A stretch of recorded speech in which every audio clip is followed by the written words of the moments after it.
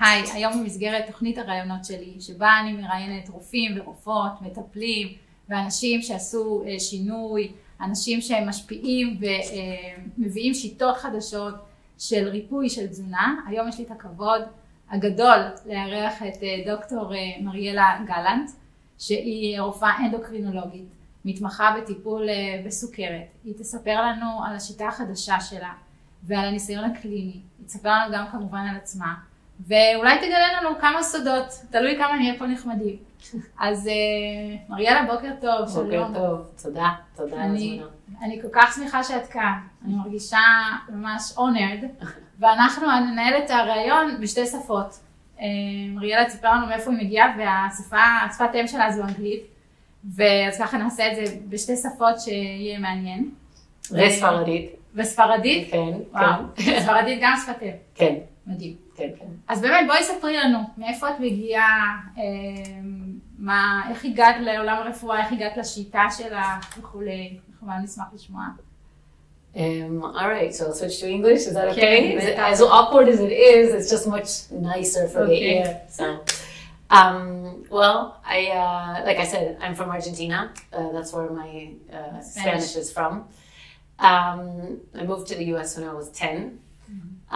My dad has type 1 diabetes. Okay. He's turning 75 very soon, but he's doing fantastic. He has type 1 since age 17, so for me, it was always a natural thing to grow up with, and therefore always part of my concern and my always paying more attention to anything to do with the endocrine system. And I guess that's how I got to be an endocrinologist, so people say. But there are many other reasons too. I just love the way the hormones, they impact and influence everything in the body. So it's I like the way it all works together. So that's how I became an endocrinologist. But more about me? That's a weird question. איפה הקליניקה שלך, איפה את עובדת? אני יודעת שאת עובדת גם אונליין. נכון. Well, let's put it this way. About 10 years ago, we made Aliyah. We moved to Israel. I had worked, I'd studied in the U.S. for, all of my studies were in the U.S. I was at Harvard and at Columbia and a lot of, standard, reputable places that never taught me any of the things I'm going to tell you about. Oh.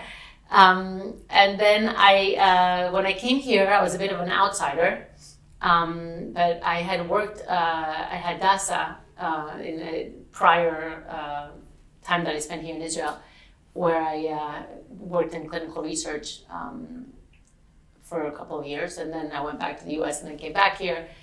And then I opened up my own clinic 7 years ago already. Kind of a mushroom here, a little bit out of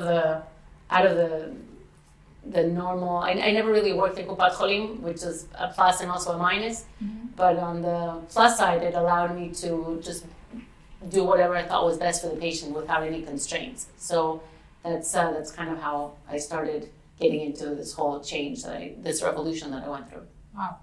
אז עבדת בהדסה, את אומרת, בקטע של מחקר? כן.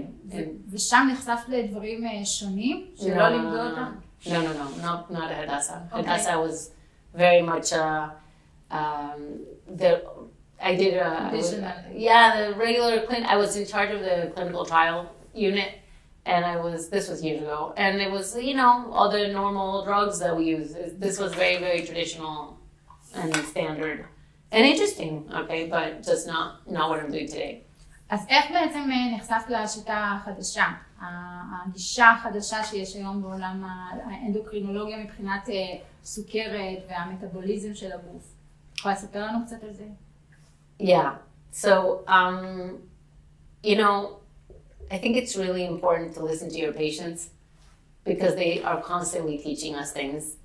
And what happened was that I had 2 patients at the same time send me a video by Dr. Sarah Holberg that is kind of a hero of mine. And she has this famous TED Talk that's called How to Reverse Diabetes by Ignoring the Guidelines. I'm sure you heard it. Yeah. And I studied it. And when I saw that, I was like, okay, there really is something here. And I started going deeper and deeper. But במקביל, in parallel, my best friend from childhood, her name is Jessica Apple. She and her husband both had type 1 diabetes, and they started a website, which I was also involved in, but I was kind of supervising the content, but not really. They had discovered the low carb movement way before I did. They were really, really deep into it and understood that low carb makes so much sense. And yet, while I heard her and I understood that she was right, like it totally makes sense, of course, don't eat sugar, but I didn't understand the depth of what this movement means. And it took a long time. And so really when I understood this from Sarah Hallberg, together with what Jessica had been saying, suddenly exploded in my mind. And I was like, oh my God, this is fascinating. Let's dive in. And this is just a whole new movement that makes so much sense, and all the science is behind it. And why hadn't I been exposed to this earlier in my medical practice, in my medical studies? So this led me to like a year of reading and going through a real revolution, because what it meant is that I was now far from my colleagues and far from the medical establishment.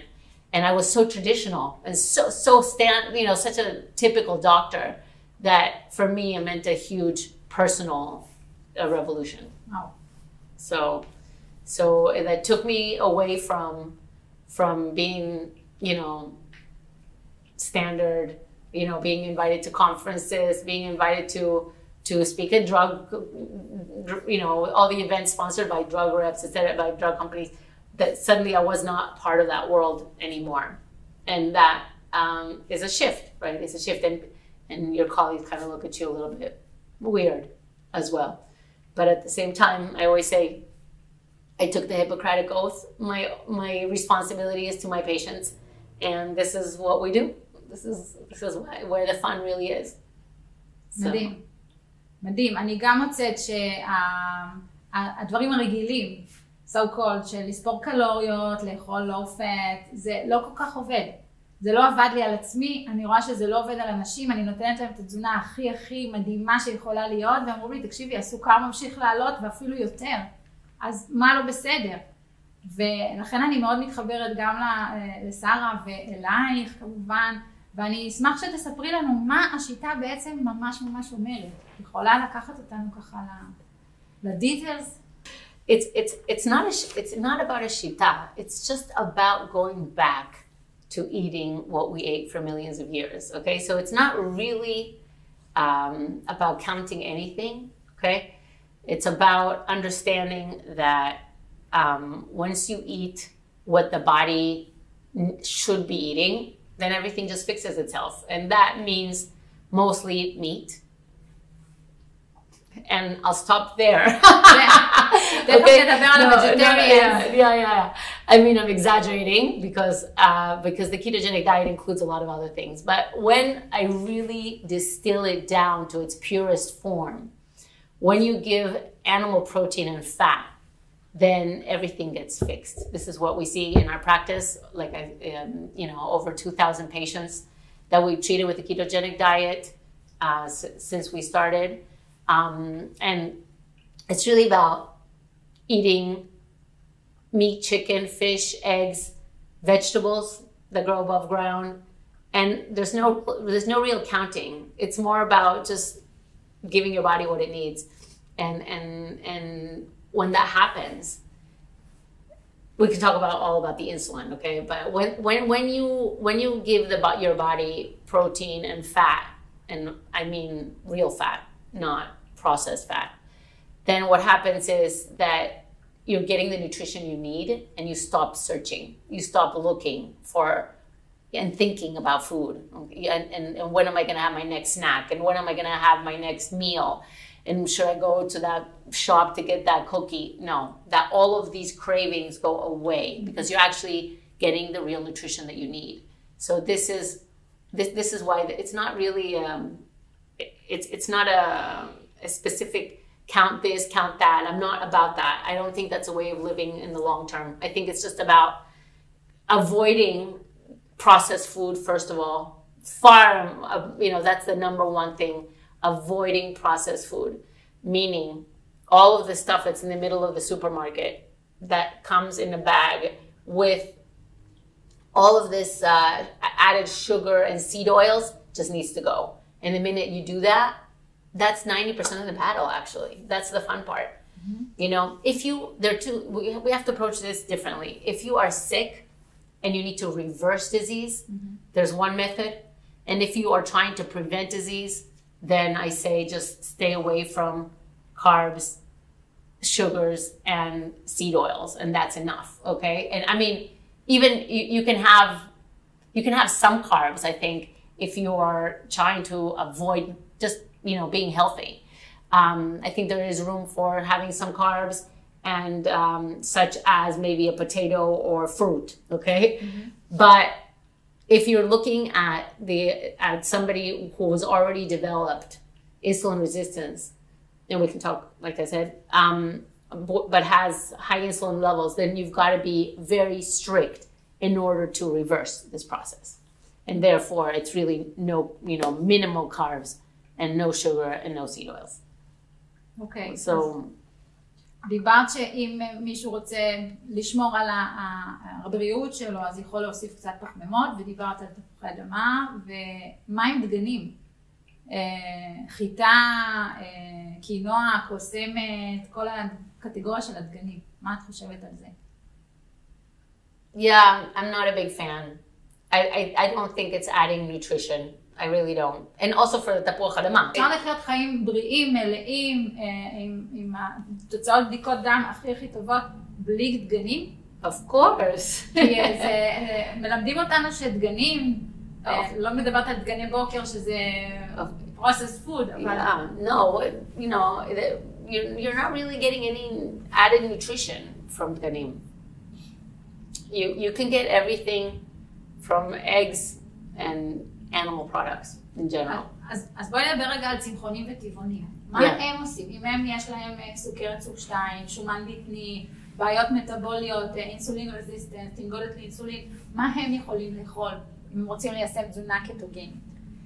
So I really try to understand what is the reasoning behind the tzimchonit, which is a whole other can of worms, because the whole environmental issue is very, very complicated, and I think it's been oversimplified and actually wrong to look at the cows as the fault of this. What we need to look at is that I say, please at least have an egg, okay? The eggs have so much nutrition, and I've gone through some very beautiful changes in patients who have actually readopted and come to terms with the fact that their body is really craving animal protein and animal fat. Now, אפשר לעשות את זה בלי, okay? It's doable, okay? But it's very, very difficult, and you have to know how to combine in order to get those essential amino acids, those essential fats. It's not that easy. It's a lot of hard work. It's not impossible. It can be done. But I really encourage at least eggs and fish if possible. Mm-hmm. This is really, you can do it with eggs and fish. I've had some amazing results with that as well. וכשאת אומרת שומנים, להוסיף שומנים, הדיאטה קטוגנית מדברת על כמות מאוד גבוהה של שומנים, של 70% שומן. Yeah. איזה שומנים את מדברת? את יכולה לתת לנו דוגמה. Butter. חמאה, כן. שמורחים אותה על מים, אין לחם. You can cook your vegetables with butter, okay? When you cook your vegetables with butter, it allows all the vitamins are absorbed better. You need fat actually for the fat soluble vitamins like A, D, E, K. and for hormones, exactly. Shemen zayit is good for cold, okay, for cold things. So for example, for salad, no problem, shemen zayit. But you want also animal fat, not being afraid of the fat in the beef, not being afraid of cooking with real fat, okay? So what I do is I use the fat from like basar tahun, you know? So I actually use this fat for cooking other things. It's very easy, very simple. דוקטור גלאנט, אם תוכלי להסביר לנו, כי השומנים התקבעו מאוד בתפיסה של כולנו ובלימודים של הרבה אנשים שמתעסקים בתזונה ורופאים, התקבעו כמשהו מאוד שלילי, כגורם לבעיות לב וכלי דם. אם נאכל שומן רווי, שומן שמגיע מבשר ומעולם החי, זה מאיים על בריאותנו, ככה לימדו אותנו. אז למה זה התקבע בצורה הזאת? מה יש לך להגיד בעניין הזה?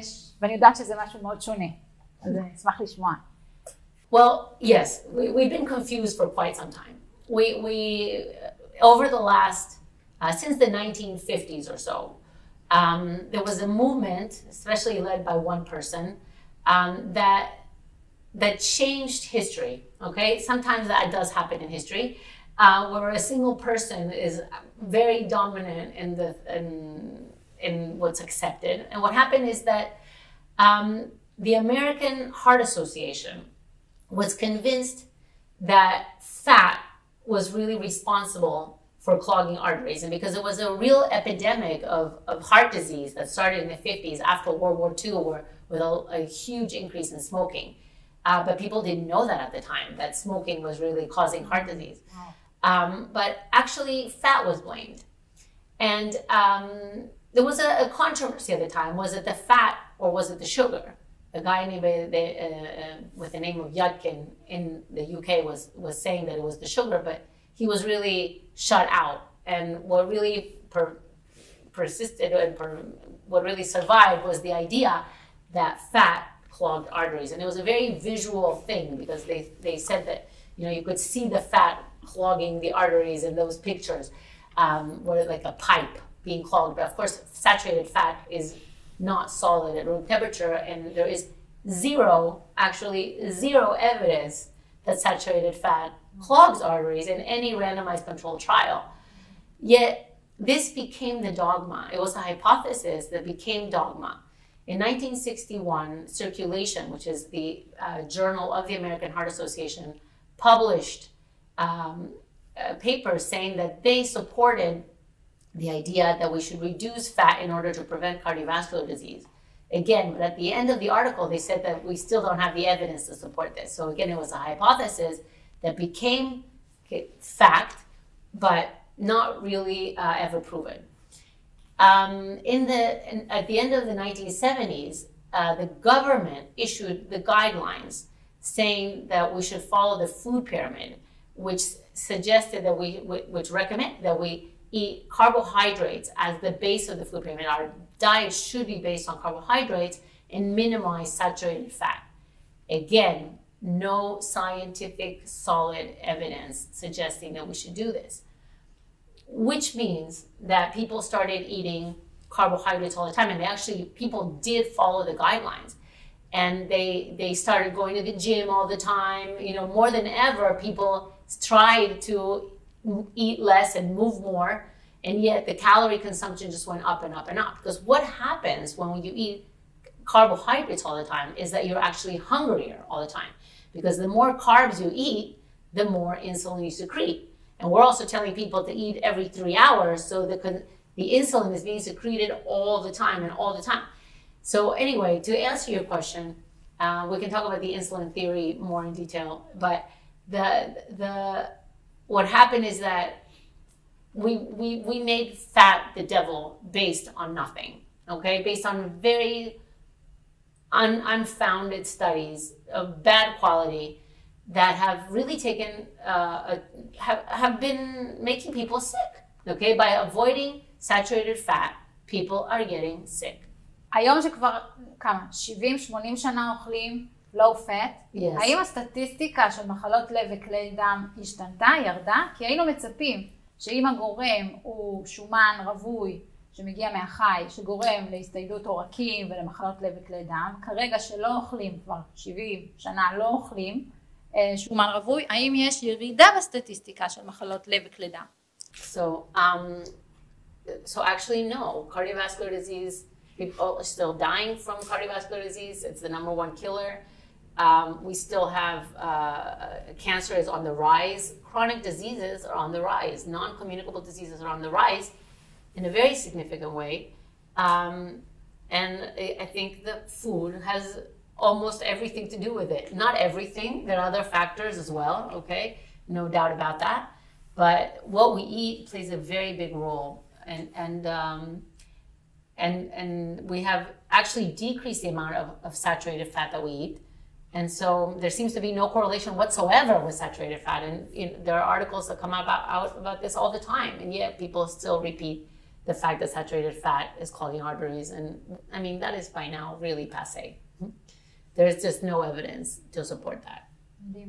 יש לך מקרה בקליניקה שאת יכולה להציג לנו ולספר לנו עליו, שמישהו בא עם מחלת לב, כלי דם, כולסטרול גבוה, שומנים גבוהים, סוכר גבוה, ועשה שינוי, ורואים את זה בבדיקות דם, ואיך שהוא מרגיש? Well, certainly. This is what we do all the time, okay? I mean, first of all, anybody who has diabetes already is a huge risk for heart disease. And heart disease is actually just a manifestation of insulin resistance, okay? It's a consequence of insulin resistance. So what do?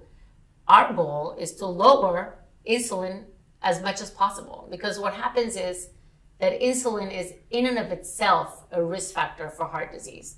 In fact, high insulin levels are the #1 risk factor for heart disease, much more than LDL, for example, which is where we focused all of our energy. So our goal is to lower insulin levels so that the body can reset itself and use energy properly. When we do that, all of the major risk factors for heart disease disappear. So let's look at what they are. Hypertension, okay? Hypertension is caused by insulin resistance, okay? We have so much data to show that, and yet we keep saying that we don't know where essential hypertension comes from. But we know that when we decrease insulin levels, especially if we do that quickly and early on and not wait years and years of hypertension to occur, when we decrease the insulin, blood pressure comes down.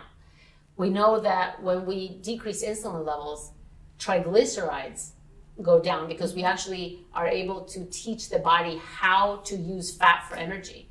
Now, what are triglycerides? Triglycerides is just fat that in the blood, because it doesn't fit anymore into our fat cells. There's no more space to hold on to fat. So the body the cells it's just basically spilling over into the blood. That's triglycerides. Fat in the blood shouldn't be there, okay? Here's where people have made a mistake, that eating fat causes there to be fat in the blood. Wrong, okay? Wrong, very, very wrong. It's not being able to use fat that causes us to build fat in our blood. And we can't use fat when our insulin levels are high, okay? So high insulin levels inhibit us, don't allow us to use fat for energy, okay, by definition. Insulin is a storage hormone, okay, which makes us store fat. And only when our insulin levels are low, we're able to use fat for energy. So anyway, so I get derailed. So triglycerides go down. HDL, which is our good cholesterol, goes up when we learn how to use fat for energy. Sugar goes down, okay, when insulin levels go down, because we're able to finally, the only way to actually start using fat for energy is to stop eating sugar, okay? So if I stop bringing in the sugar into my body, the sugar levels go down magically, and I start to respond better to insulin. So it's very kind of complicated. Maybe we should go to the beginning. But the main factors for cardiovascular, when we look at insulin resistance and what the metabolic syndrome it's called, that actually is what leads to heart disease, is hypertension, high triglycerides, low HDL, increased waist circumference, and high sugars. And all of this, and all very significantly improve once we take sugar and carbohydrates out of the diet. And all of the markers of inflammation also decrease very, very significantly. So this is what we do in the clinic day in and day out. If you do that, okay, what you see is that the quality of the LDL also improves. Now, when I say this is a tricky subject, because LDL can sometimes increase on this diet. However, the quality of the LDL is improved. And what do I mean by that? There are two types of LDL, really. There's an oxidized small LDL that is responsible and very, very leading to heart disease. Okay, it is, you can say, involved in heart disease. Okay, it's an oxidized and small LDL, which happens in the context of insulin resistance. Okay, or there's fluffy, big LDL, which is healthy and important, and it's bringing energy, and it's not responsible ever for heart disease. Now, how do I know which type I have? The problem is that in the regular lab tests, you don't see which type of LDL you have. Okay. One proxy for that is to look at your triglyceride to HDL ratio. Mm-hmm. And if that ratio is less than 1.5, okay, then there's a very, very good chance that your LDL is nice and fluffy and it does not lead to heart disease. And that's what we aim to fix. We aim to fix that ratio, so especially increase that HDL, so that it always goes together, okay? First, we decrease the triglycerides, and the HDL actually might even take 2 years to fix, okay? But that's what we want to do. We want to fix the metabolic milieu. We want to improve how energy is used, okay? With the insulin resistance means that your insulin levels are high all the time. Now, health means that you have an increase in insulin when you eat and a decrease of insulin to almost nothing when you don't eat. And this balance is key to metabolic health. So when we eat, we have a rise in insulin, and we don't eat, there's a decrease to almost 0, to an insulin level of less than 4.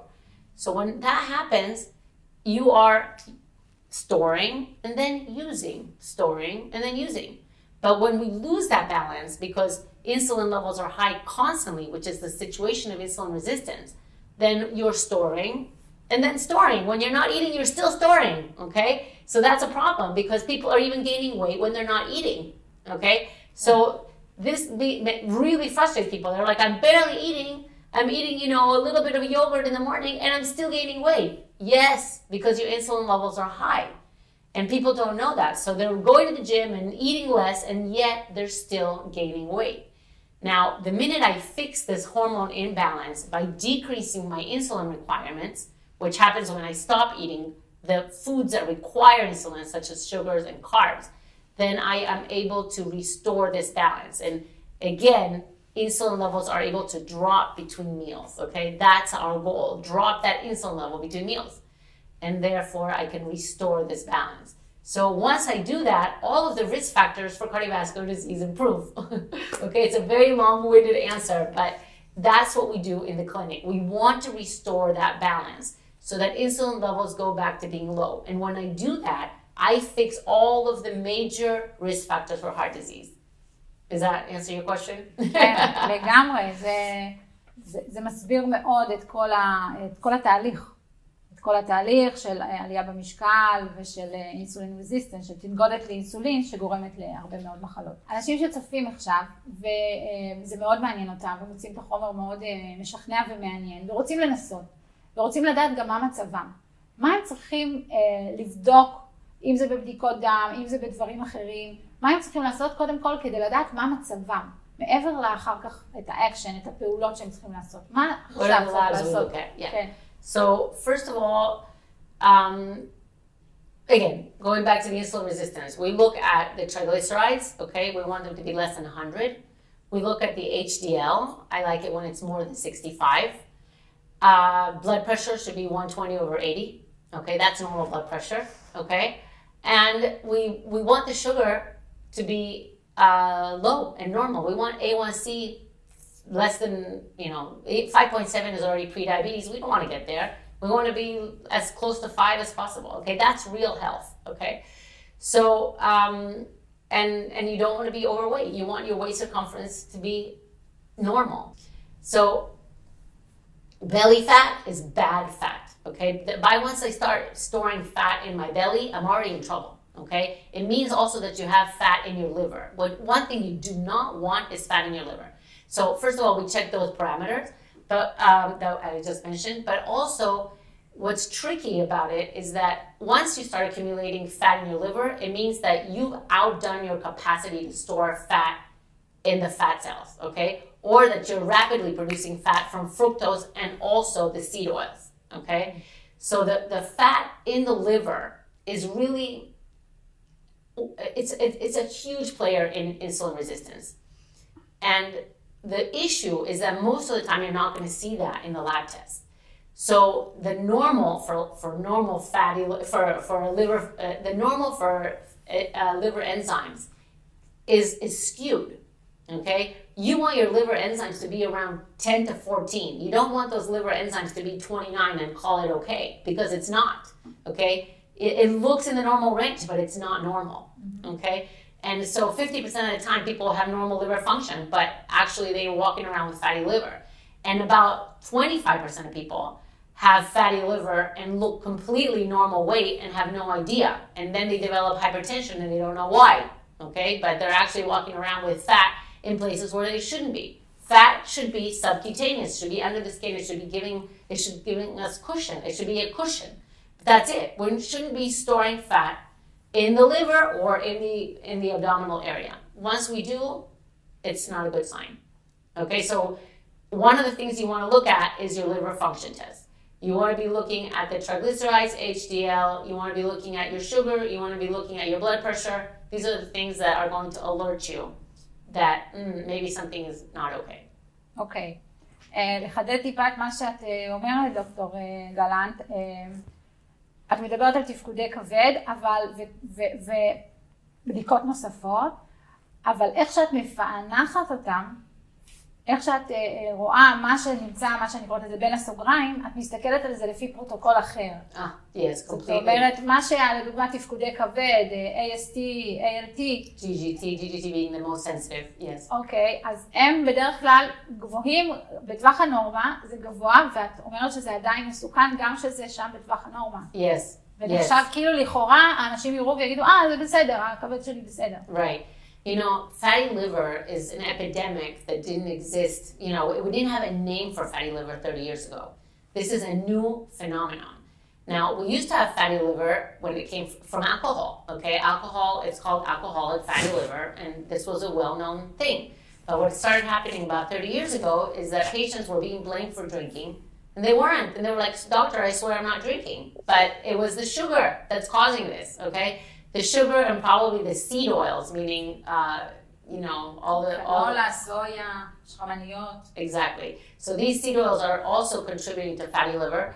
And this situation meant that, you know, patients getting insulin resistant and fatty liver from food, not from alcohol. And it's been changing. The normal range has been changing over time because of the whole population. Now, 30% of patients walking around with fatty liver, at least. It's a huge number, okay? This is the number one cause of liver transplant today. Fatty liver from food, okay? People are getting liver cancer from this, okay? This is something that was unheard of. This is an epidemic that we've created by the food we're eating. אוקיי, בואי נדבר מעשית. אנשים שרוצים לאכול בסגנון הקטוגני, בסגנון שאת מדברת עליו, איך נראה יום כזה? עם מה מתחילים? מה אוכלים לברקפסט? מה אוכלים לנשנושים? Okay. First of all, לא צריך נשנושים. Okay, when you eat this way, you don't need to snack at all. Okay, because כי התיאבון יורד. Right, you're satisfied. So I recommend starting with 3 meals a day. Usually breakfast can just be eggs, okay? Eggs with butter, maybe some vegetables with shemen zait. If you really need, you can have some fatty cheese, okay? Lunch can be steak with salad. It can be fish with salad. It can be ksitzot. It can be, meatballs. It can be chicken with vegetables. Same with dinner. And then after that, dinner should be very early. Okay, we shouldn't eat in the dark as much as possible. We're not really meant to be eating in the dark. As soon as, eat dinner as early as possible. And that's it. Drink a lot of fluids. Have a bowl of soup. This is a miracle. It's not stam, they call it Jewish penicillin. It really, really provides all the salts and minerals in one go. And especially if you're going to start, you really need, if you're going to be starting, you really need the fluid and the salts from the get-go. Otherwise, you might feel kind of bad. One of the reasons the ketogenic diet gets a bad rep is because it takes about 2 weeks for the body to switch from a machine that uses sugar as energy to fat as energy. So they go through a transformation of an adaptation that we call the ketogenic flu sometimes. And usually the reason for this is a lack of salt replacement. We don't replace the salts the way we should. Now, insulin holds on to salt and to water, okay? And as we start the process, insulin levels go down and we lose salt and water. So at the beginning, we do lose a lot of fluids, and it's really important to replace that. So, and to avoid the ketogenic flu. Okay. אז מה בנוגע לכל המוצרים שיש היום שהם קיטוגנים, לחמים קיטוגנים, שייקים, תחליפי חלבון, תוספים, ממתיקים מלאכותיים שהם בסגנון, מה את חושבת עליהם? Look, I prefer a diet with no תחליפים, okay? I very much support trying to go as much meat, fish, eggs, liver, okay, as possible. And for most people also vegetables that grow above ground. The issue is that it's, the best is the enemy of the good sometimes, and not everybody can hold such a diet. So nuts do play a role, and so does high-fat dairy. I do not like artificial sweeteners, as I really feel very strongly about them. I see a very big difference in those who take artificial sweeteners and those that don't. Why? Because artificial sweeteners, they keep us addicted to the feeling of wanting, to the cravings, okay? To wanting more and more sugar. They keep the cravings alive. And one of the beautiful things that we see in this diet is that all the cravings go away very, very quickly, and we're not hungry. We don't need to be looking for sugar if we take away the artificial sweeteners. And it works on the brain and the nucleus accumbens exactly like sugar. So it makes you want more and more sugar, when the beauty of this diet is that you don't, okay? That we change that threshold. So I actually prefer just a tiny bit of sweetness instead of with real sugar instead of artificial sweeteners. As you know, from my clinic was born, do you know about this? The Eat Sane. Eat Sane was born because people were looking for bread substitutes, and they were making their bread substitutes at home, or buying breads. But my feeling was that I couldn't find something that I liked the taste that didn't have artificial sweeteners. So actually, Eat Sane was born because I was looking to give the patients a chocolate that had almonds and dark chocolate in the ratio I wanted, and I couldn't find it. And anyway, this is how it evolved with Ron Hirsch, and we started playing with this, and it actually became a real company, which makes delicious low-carb food with no artificial sweeteners in it. And it's really kind of a fun process. But the idea here is not to go overboard. And I really encourage the patients to use it as a backup, okay? So no, I don't want you to be eating tons and tons of almonds and tons of cheeses. I don't like all these and I don't like all the artificial stuff that's added onto this, because in the end, that's not the goal. The goal is to go back to real food, okay? Now, sometimes you want a sandwich. Sometimes you're going to want that. So it's just a matter of quantities. Sometimes you're going to want, to have a pizza or a roll. And so it's okay to have these tachlifim, these substitutes. but it's all about the quantity. Okay, so no, I don't want you to have these ketogenic cookies. Yes, you know, just very mamash b'mida. It has to be something that's more like a pinuk. You know, just something that can give you, can give you pleasure and can give you, can save you from falling off the wagon. Okay. וכשאת מיישמת את התזונה הזו, את מוצאת מה לאכול באירועים חברתיים, משפחתיים? Yeah, you can always find something to eat. You can always find something to eat. And, you know, a lot of, mostly you will find something to eat. It's very rare. Maybe if you go to like a Chinese restaurant, it might be hard. Okay, so try to avoid those Chinese restaurants. Or Thai, you know, but most of the time, because the sauces are so full of sugar, okay? But most of the time you can find something. Any Italian restaurant, you can find a good piece of meat. You know, almost any restaurant you can find substitutes. If you go to, for example, for sushi, you get the sashimi. Mm-hmm. If you go to a family dinner, there's always something to eat. So you don't have to be a pain in the butt.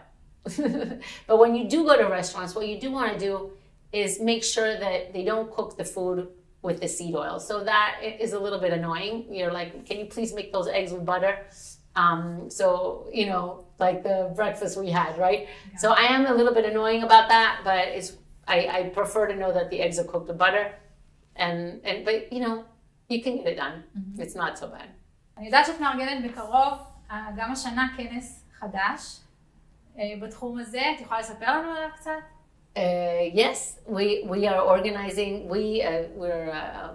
My co-founder of Metabolics is Ariel Shitrit, and we really want to bring the message that people have power to be healthy, and knowledge is power. So this is why we really, really want people to be educated and to learn that the health is in their hands. So this book is now available in Hebrew, and this is Dr. Benjamin Bigman. מדהים. אז זה הספר, איך לא לחלות, שעכשיו הוא בעברית והוא זמין, הוא נותן ידע, וגם אני חושבת שידע זה עוצמה, זה כוח, לכן אנחנו מצלמות גם את הראיון הזה, כדי שהמידע יגיע לכמה שיותר אנשים בעברית, באנגלית, כדי שאנשים יוכלו לעשות שינוי, לדעת מה האמת ומה באמת נכון לאכול, ולא מה המיתוסים, כדי לרפא את הגוף שלהם, כדי לחיות באנרגיה טובה, עם חיוניות, עם תשוקה, להגשיב את החלומות שלהם, כל אחד והחלום שלו. אז זה הספר. אני רוצה מאוד להודות לך, דוקטור מריאלה גלנט. אני כל כך שמחה שבאת ודיברת איתנו על הנושאים החשובים האלה. אני מרגישה זכות גדולה. I'm very, very happy that you invited me. Thank you so much. Very honored. And keep bringing this information to people. I think it's really, really important for them to know that, first of all, they're not sick because it's their fault, okay? They're not sick because it's their fault. And just understanding that eating real food is the solution, okay? And it's so easy. It's so easy that it's almost ridiculous. Okay. So thank you.